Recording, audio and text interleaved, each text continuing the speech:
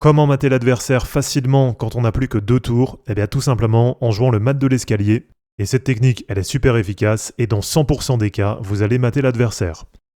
Alors c'est vrai que quand on est dans cette position, quand on débute, eh bien ça peut arriver de faire des erreurs.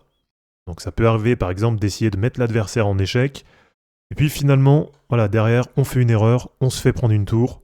Et puis après, ça peut même être la catastrophe. Voilà, on peut se faire prendre les 2 tours, et comme des 2 côtés, on n'a plus qu'un roi, et bien la partie, elle se termine par un nul.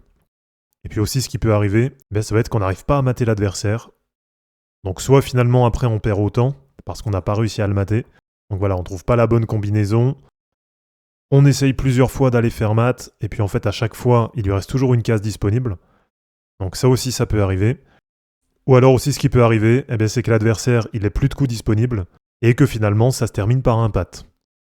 Donc voilà, pour éviter ça, et pour bien terminer la partie, parce que là, si vous êtes dans cette position, c'est que clairement, vous avez mieux joué que l'adversaire, donc vous méritez de gagner la partie. Et donc tout simplement, on va faire le mat de l'escalier. Alors, quelle que soit la position de l'adversaire, vous allez voir, c'est toujours à peu près la même chose. Et pour être sûr de bien le réussir, déjà, ce que je vous conseille, c'est de mettre les tours le plus loin possible du roi.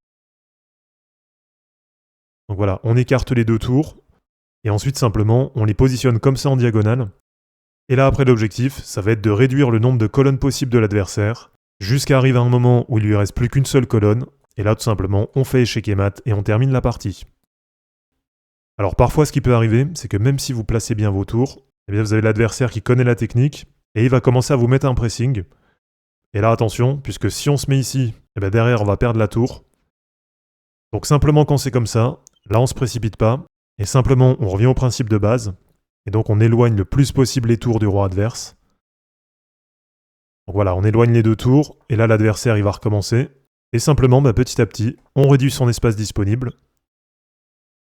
Donc on garde bien à chaque fois les 2 tours en diagonale. Et ensuite, on vient mater pour terminer la partie. Donc voilà les amis, c'est terminé pour cette vidéo. J'espère en tout cas que ça vous aura plu. Comme d'habitude, pensez à vous abonner, à liker et à commenter cette vidéo pour soutenir la chaîne. De mon côté, je vous mets tout ça en ligne et je vous dis à bientôt. Ciao!